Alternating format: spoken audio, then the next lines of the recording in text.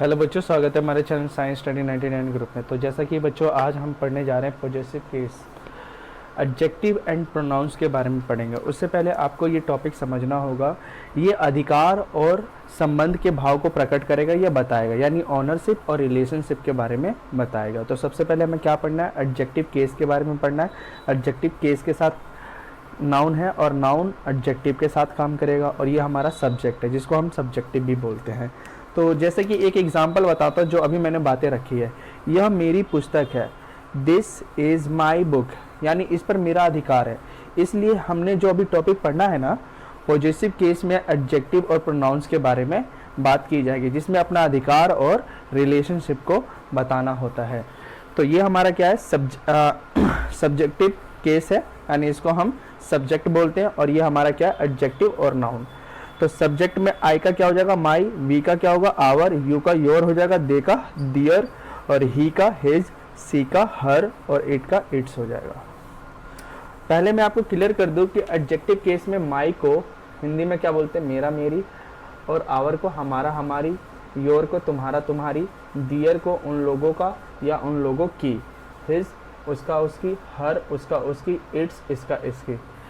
अब हमेशा याद रखना बच्चों कि एडजेक्टिव के साथ काम क्या करेगा? नाउन आएगा। हमेशा याद रखना, एडजेक्टिव के साथ काम कौन करेगा? नाउन। जैसे फॉर एग्जांपल एक सेंटेंस ध्यान से देखिएगा। यह मेरी पुस्तक है, सब्जेक्ट क्या है? यह, यानी दिस के साथ क्या आता है बच्चों? Is, this is. अब माई क्या है? यानी मेरा क्या? एडजेक्टिव। और पुस्तक क्या है? नाउन। ये दोनों ही सेंटेंसेस, यानी दोनों ही जो वर्ड है, ये दोनों नीचे आएंगे। दिस इज माई बुक, यह हमारा स्कूल है। दिस के साथ क्या आता है बच्चों? इज। अब ये हमारा जो है ये क्या है? एडजेक्टिव। एडजेक्टिव के साथ क्या चाहिए हमें? नाउन चाहिए। तो नाउन क्या? हमारा स्कूल। यानी हमारे के लिए हम क्या लगाते हैं? आवर, और आवर के साथ क्या चाहिए हमें? नाउन। तो क्या होगा? This is our school. मेरी गाय काली है, माई काव इज ब्लैक। इस तरीके से आपके सारे सेंटेंसेस बन जाएंगे। अब हम क्या पढ़ने जा रहे हैं? अभी हमने फिलहाल में ही क्या पढ़ा? एडजेक्टिव केस के ऊपर पढ़ा है। अब हम पढ़ने जा रहे हैं प्रोनाउंस के ऊपर। जैसा कि बच्चों अब हम पढ़ने जा रहे हैं पॉजेसिव केस में प्रोनाउंस के ऊपर। अब आपको ध्यान से समझना है कि प्रोनाउन के साथ नाउन नहीं आता है। सब्जेक्ट के साथ क्या होगा? नाउन जुड़ जाएगा, लेकिन प्रोनाउन के साथ नाउन नहीं जुड़ेगा। जैसे हमने अभी एडजेक्टिव में पढ़ा था, एक सेंटेंस क्या पढ़ा था? जैसे मान लीजिए मैंने क्या लिखा है कि दिस इज माई बुक। तो ये जो माई के साथ क्या आ रहा है? माई के साथ नाउन आ रहा है ना। तो हम क्या कर सकते हैं कि प्रोनाउन में क्या पढ़ना है कि दिस बुक, यानी सब्जेक्ट के साथ क्या जुड़ जाएगा?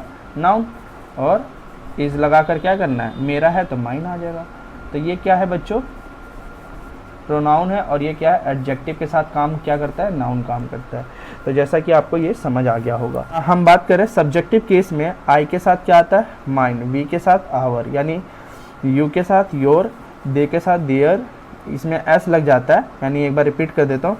सब्जेक्टिव केस के साथ आई का क्या बनेगा? माइन, वी का आवर्स, यू का योर्स, दे का देयर्स, ही का हिज, सी का हर्स।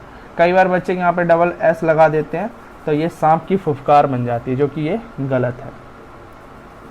तो मैं अब आपको क्लियर करता हूँ कि यहाँ पे मैंने क्या लिख रखा है? दिस, डैट, और दिस और डैट के साथ क्या आता है? नाउन जुड़ जाता है। जैसे फॉर एग्जांपल एक सेंटेंस को आप ध्यान से देखिएगा। यह पुस्तक, यह क्या है? दिस, और उसके साथ क्या जुड़ा हुआ है? नाउन। तो दिस बुक इज, मेरी है ना, मेरी के साथ कोई नाउन नहीं दे रखा। अगर नाउन दिया होता वो एडजेक्टिव केस बन जाता, लेकिन यहाँ पे प्रोनाउन दे रखा, तो माइन लगाना है आपको। आई का क्या बन जाएगा? माइन। मेरी के लिए क्या बनेगा? माइन। यह school, this school is ours. कैसे बच्चों? यह क्या है? सब्जेक्ट है, और सब्जेक्ट के साथ क्या आ रहा है? नाउन। तो दिस स्कूल इज आवर्स। ये मेरे हैं, दीज आर माइन। वह घर मेरा है, डेट हाउस इज माइन। इस तरीके से आपका सेंटेंस बन गया होगा। आगे देखते, बहुत ही आसान है, आप इतना टेंशन में मत लीजिएगा। देखिए एक सेंटेंस बताता हूँ। That is my pen. अब ये बताइए ये क्या है? एडजेक्टिव है ना, और ये क्या है? नाउन है। बहुत आसान है, इसको क्या बोलेंगे, एडजेक्टिव केस। अगर प्रोनाउंस में अगर प्रोनाउंस में समझाना है तो बहुत ही आसान है। देखो यहाँ पे दैट पेन इज माइन या आवर्स कर लो, जो मर्जी आए वो लगा लो। तो आपके दो केस हो चुके हैं, एडजेक्टिव केस और प्रोनाउंस। अब थोड़ा सा एडवांस पढ़ाऊंगा जो कि आपके लिए बहुत ज़्यादा बेनिफिट होगा। जी हाँ प्यारे बच्चों, अब हम क्या पढ़ने जा रहे हैं, पॉजेसिव केस एडजेक्टिव में अपना अपनी का यूज़ कैसे करें। बहुत आसान है, आपको समझना है। देखो ध्यान से देखते हैं कि अपना अपनी के लिए क्या लगता है, यानी ये सब्जेक्टिव है और ये क्या है, एडजेक्टिव है। यानी इसको सब्जेक्ट बोलते हैं, इसको एडजेक्टिव बोलते हैं। तो अपना अपनी के लिए क्या होता है, आई का क्या बन जाएगा, माई, वी का आवर, यू का योर, दे का दियर, ही का हिज, सी का हर और इट का इट्स। ध्यान रहे कि नाउन के, देखो एडजेक्टिव के साथ नाउन तो होगा ही होगा, लेकिन यहाँ पे ना प्रेपोजिशन आ जाएगा। क्या आ जाएगा, प्रेपोजिशन। फॉर एक एग्जाम्पल सेंटेंस को ध्यान से समझिएगा, मैं अपने घर में हूँ।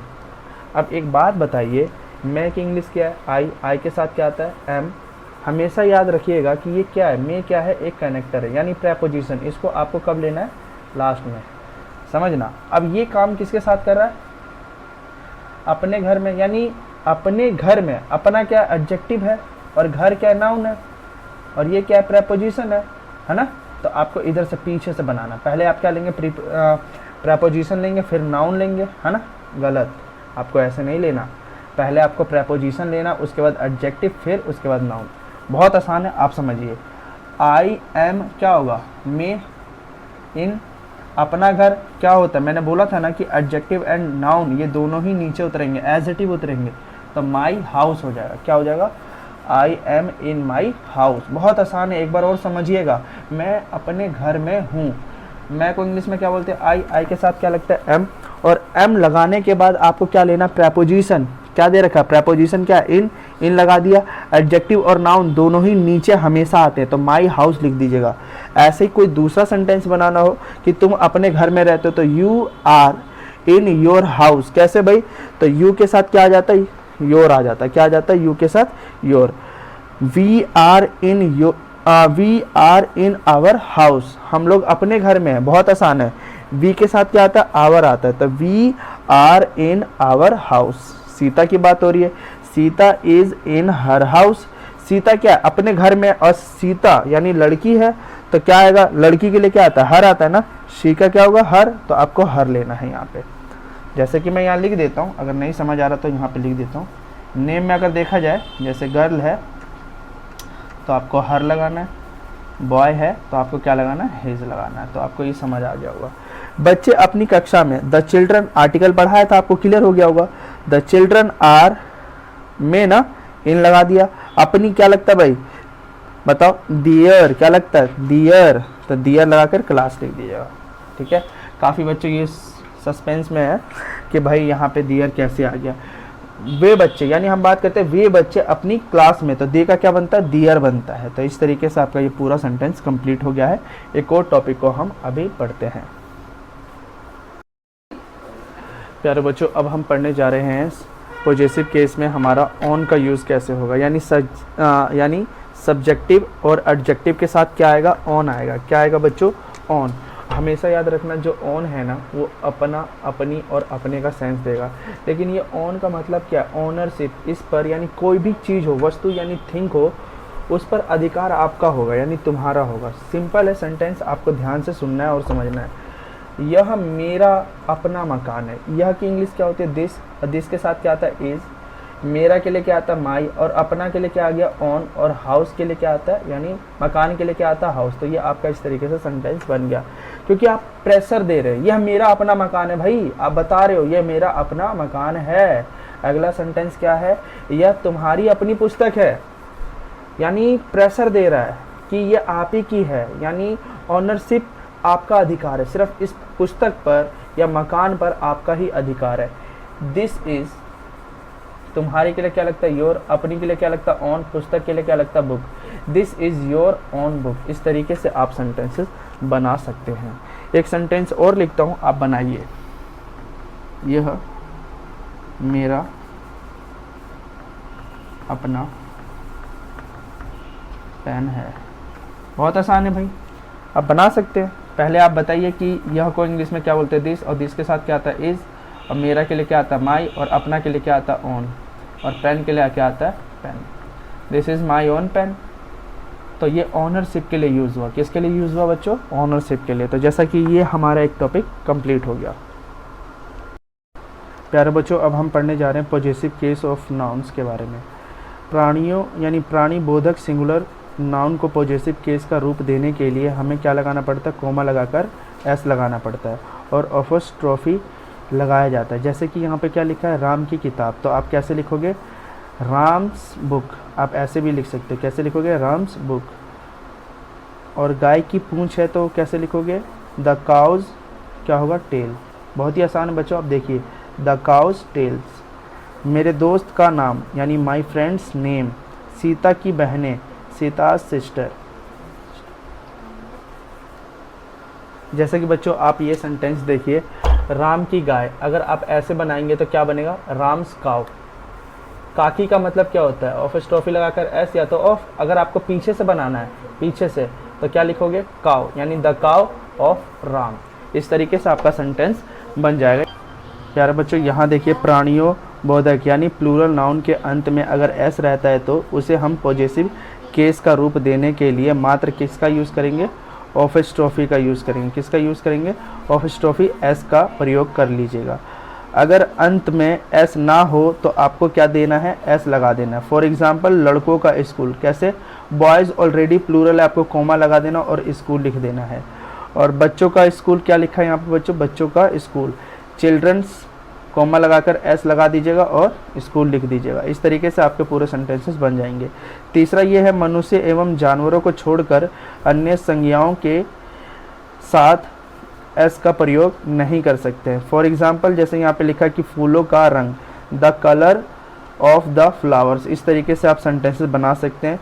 इस कुएं का पानी यानी the water of this well. एक बार रिपीट कर देता हूँ यहाँ से, ऐसे गैर प्राणी यानी ऐसे गैर प्राणी बोधक नाउन्स के पहले ऑफ लगाकर उन्हें पॉजेसिव केस का रूप दिया जाता है। जैसे अभी मैंने बताया कि घर का दरवाज़ा, द डोर्स यानी the door of the house. एक और है, घर के दरवाजे, the doors of the house. इस तरीके से आपके सेंटेंसेस कवर हो जाएंगे। लास्ट का हमारा है प्राणी बोधक संज्ञाओं का पॉसेसिव केस।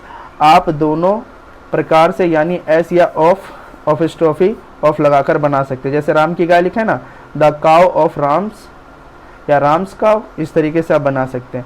जिस नाउन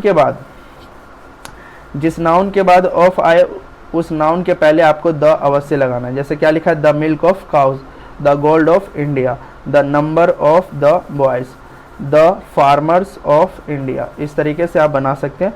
और ये आज का बच्चों हमारा टॉपिक ख़त्म हो चुका है। तो जैसा कि बच्चों अभी हमारा पॉसेसिव केस पूरा कंप्लीट हो चुका है। आगे की क्लास में हम मिलते हैं बच्चों। आपको बहुत अच्छे तरीके से समझ आ गया होगा। तो नेक्स्ट क्लास में मिलते हैं बच्चों।